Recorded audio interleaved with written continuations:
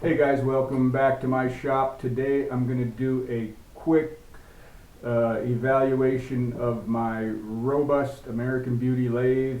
I've had it for 8 years, I believe now, and I'm going to first go over the accessories that I commonly use with it, and then I'll touch upon where it sits in relation to the walls and how I've set up my vacuum system. I've been working on a shallow bowl that is about 15 inches in diameter, and I'm going to show you my vacuum setup, and I'll attach that to a vacuum chuck and turn the bottom off. And so let's get started.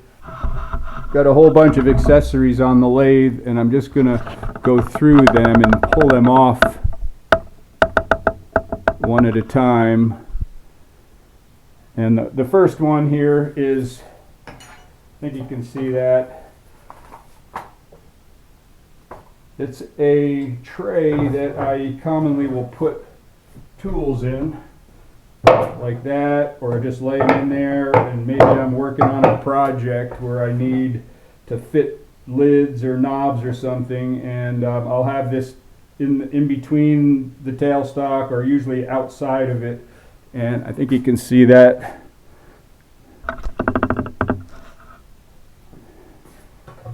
It's sitting down here at the end of the lathe currently. It was salvaged from something. I don't remember what it was originally, but I've got a block of wood on there that fits in between the ways, just like the tool accessories, and it's really handy to have. I use it quite a bit.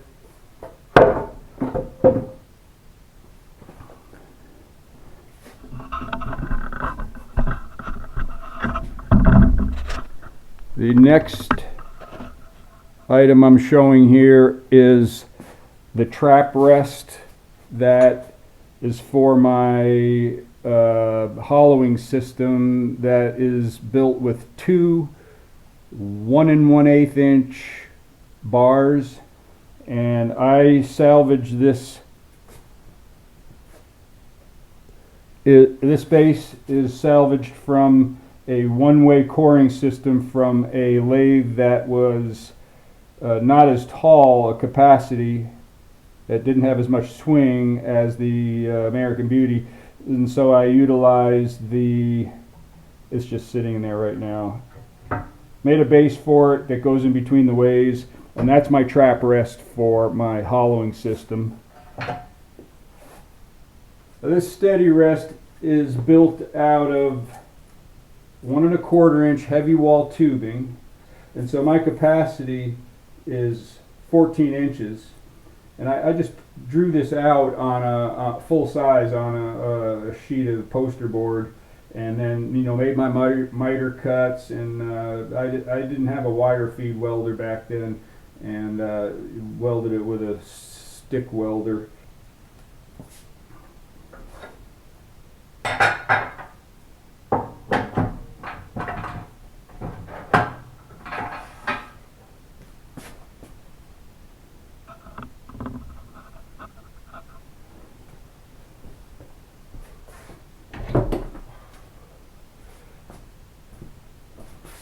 This is the trap rest for my hollowing system that I used in my video on roughing out a classic urn. Works very well. I can go 12 inches deep with this, and it's very stable and very quick to change between this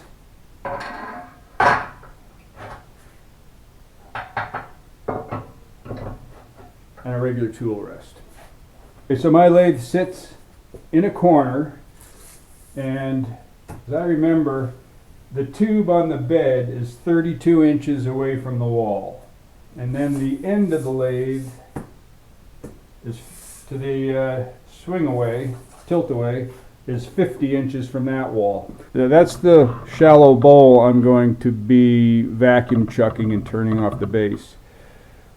But in the event I am roughing out green pieces of wood, Directly behind that area, I have a replaceable tarp that I can just throw away. I have a piece of metal flex pipe that will go on there, and I can divert the air from that to the hood that's hanging over there is specifically for bowl turning, and it surrounds the bowl, and you get a good amount of air flow, and the dust just goes right into it. So when I was building the shop, in preparation for installing this lathe, up above the headstock area, I lowered this column from the ceiling. And in that column, the blue pipe is air, and then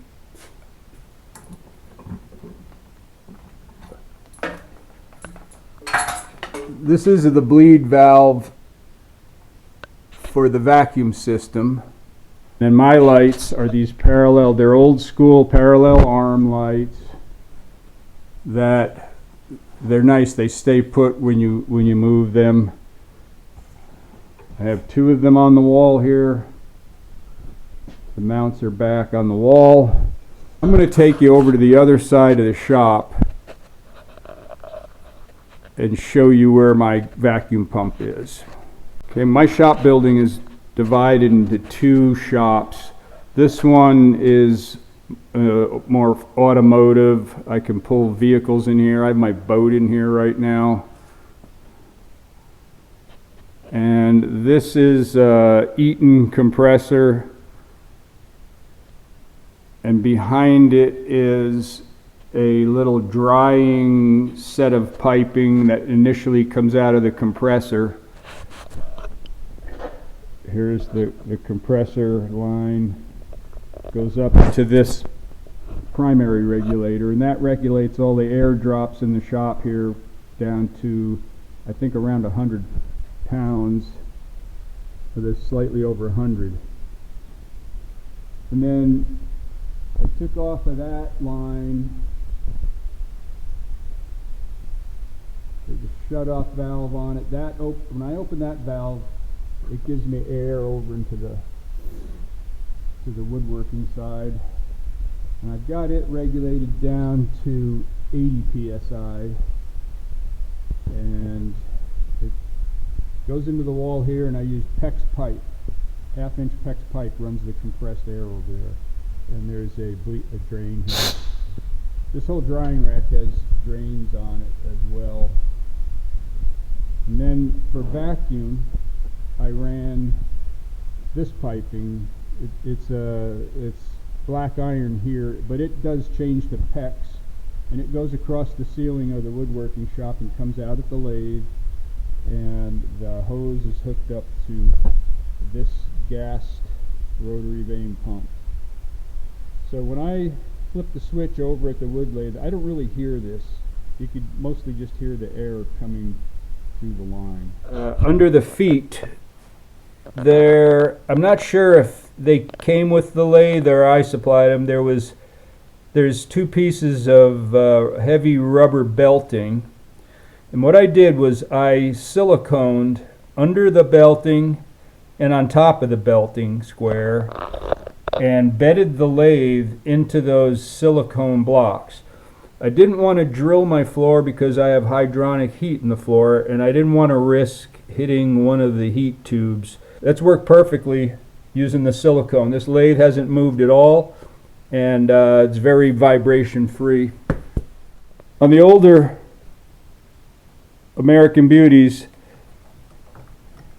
the tailstock quill did not come with any graduation marks on it, and so what I did was just a couple of these heavy magnets, they're really strong, and a scale. I can bring the tailstock up. If I'm trying to drill to a certain depth, I'll just maybe line this 1 inch mark up with the end of the tailstock quill, and then I can see when I've advanced 1 inch. It's a good thing to do even if you have the graduations. It's a quick adjustable scale that so I don't miss not having the graduations on there. And then the other thing is the hand wheel for the indexing is not, it did not come with numbers on it. What I don't know if you can see that, but if I've laid off for different projects, I've got a Sharpie marker there. I think there's 12 or 15 indents between those marks. I divide it up. If I'm involved in a project that requires some indexing, I'll just put a piece of tape on here and make the marks ahead of time. And so it would be nice to have those marks, but the older models didn't have them. One accessory I purchased initially was the tool holder that bolts on, and I find that handy. For those wrenches I use for chucks, the centers that I use mostly, and knockout bar.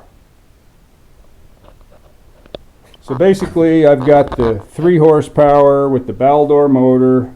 It's the long bed with the tilt-away. I did not get the gas shock on it. Occasionally I will have, if I'm using my hollowing system, sometimes I'll have the banjo out front, and you can't do that with the gas shock on there. But I don't miss it. It's not really that heavy, the tailstock. So as far as the lathe is concerned, I'm completely 100% satisfied with it. It's well designed. I like the finesse of the smaller headstock. My older Powermatic that I had for many years had this square, it was a little boxy, a little cumbersome up there. I'm able to use reverse McNaughton knives on here. And I really like the ability to slide this down to the end and work off the end. The variable frequency drive in there is a really high quality one. I was shopping around for a variable frequency drive for some other equipment that I have that's 3-phase, and I did look the one up that's in there, and it's very industrial. It is not one of the cheap imports. Everything on this lathe is 100% top quality. Even the junction box that's used, I tried to find that for one of my other machines, and it's quite expensive. So Robust hasn't scrimped on anything on this lathe. And then I added a outdoor box on there with a duplex receptacle. I did not get the one from the factory. I'm very happy to own the lathe. Of course, when eight years ago or so, the cost was a lot less, but it's all relative. Okay, so first I'm going to place the adapter.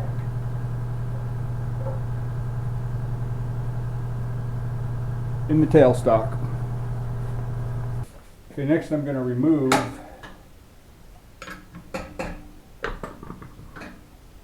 the bowl, this chuck.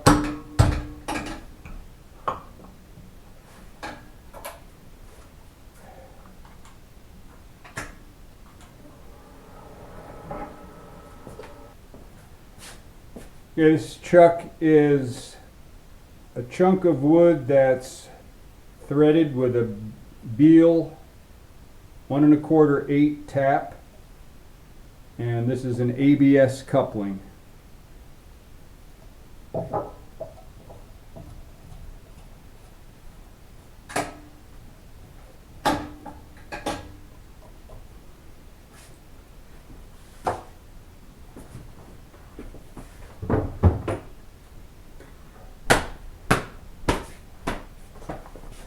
I'm going to take the mouse pad, center it in the bowl. It's got a hole cut in it.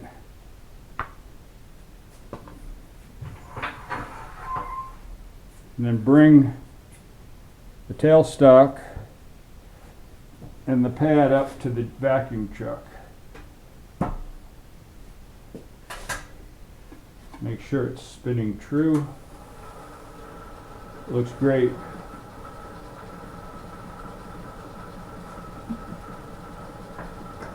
Just a little bit of pressure, and now I'm going to turn on the vacuum pump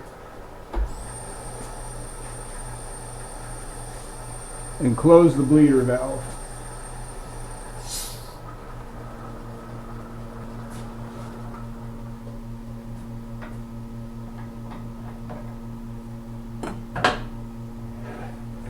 And that thing is on there. It isn't going anywhere.